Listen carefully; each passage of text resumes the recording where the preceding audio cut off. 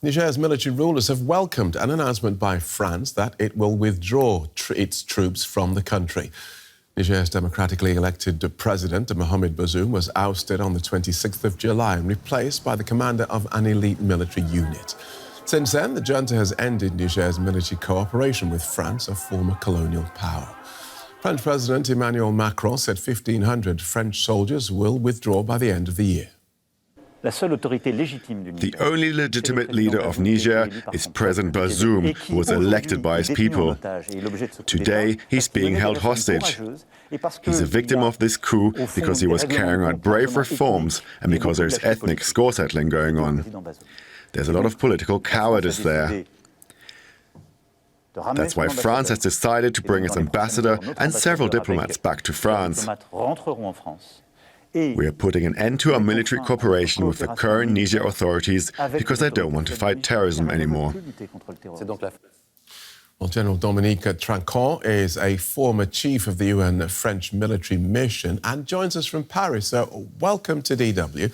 Until last night, France had been defying the junta's orders to withdraw its troops and remove its ambassador. So why make this change now?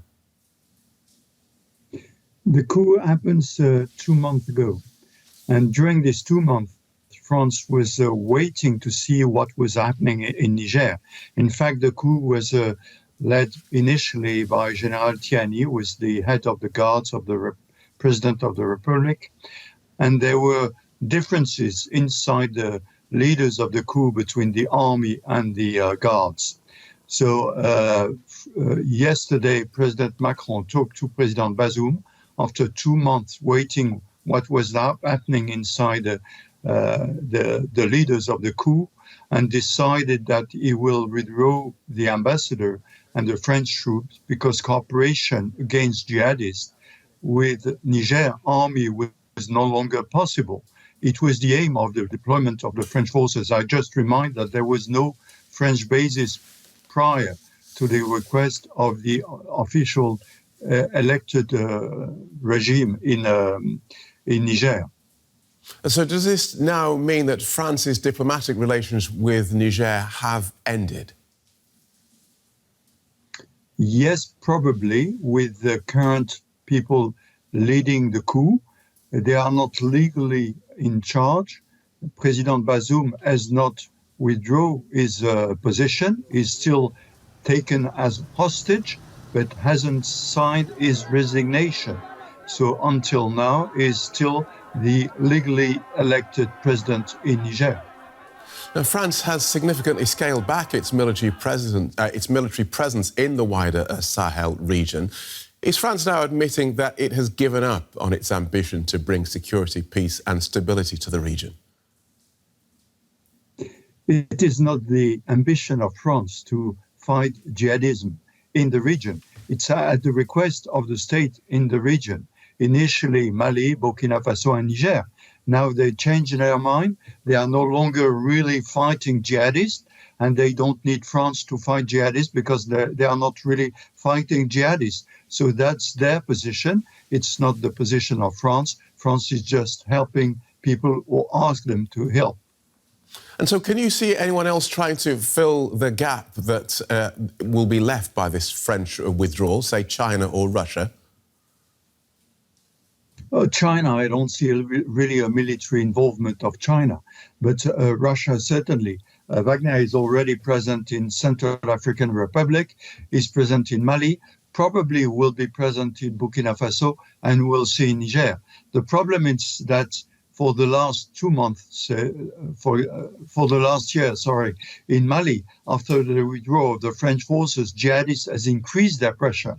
Tombouctou is surrounded by jihadists, and there are fights in the north of Mali between the government and the separatists from Azawad. So I think that Wagner is not really filling the gap. It's just protecting the junta in Bamako, probably in Ouagadougou, and we'll see in the future in Niamey.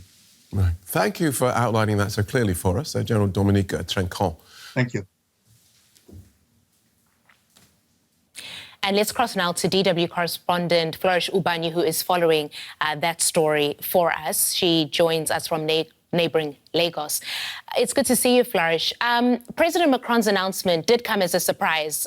Paris had been defying the junta's orders to withdraw its troops and recall its ambassador for a while. What changed? Well, Christine, it may have come as a surprise to many because of President Macron's consistently insisting that they were not going to leave.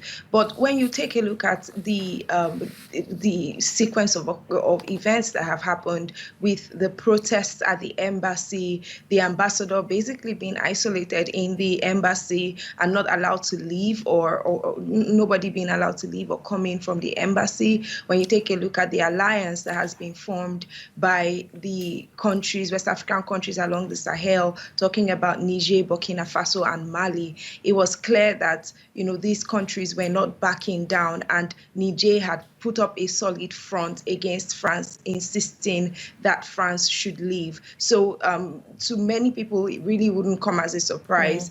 But of course, we would have to wait and see what the impact of this will be. It's no doubt a blow to France, but how will this impact Niger and the wider region? Well, France has been in Niger for a long time now, and this military, intervention in Niger was basically to fight against terrorism. But as we've seen in recent years, the security situation in the region continues to get, worse. But of course, when you look at the importance of Niger in terms of security in the region of West Africa, Niger is one of the most important countries. Is landlocked. We have 7 countries bordering Niger.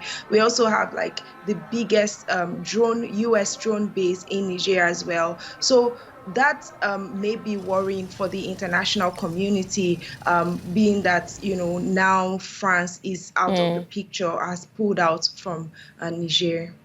And to that point then, Flourish, how has the regional bloc ECOWAS reacted to this news? Well, we're still waiting to hear more reactions from ECOWAS. This was an announcement that was just recently made.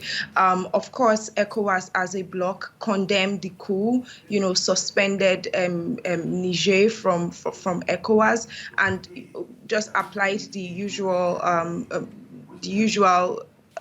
what will I call it now, punishment against Niger. But ECOWAS also insisted that Niger, the coup plotters basically hand over back to the democracy. They condemned the coup and, threatened to intervene, but of course we haven't seen much action from the part of ECOWAS. All right, that's DW correspondent Flourish Ubanyi reporting for us there. As always, Flourish, thank you very much.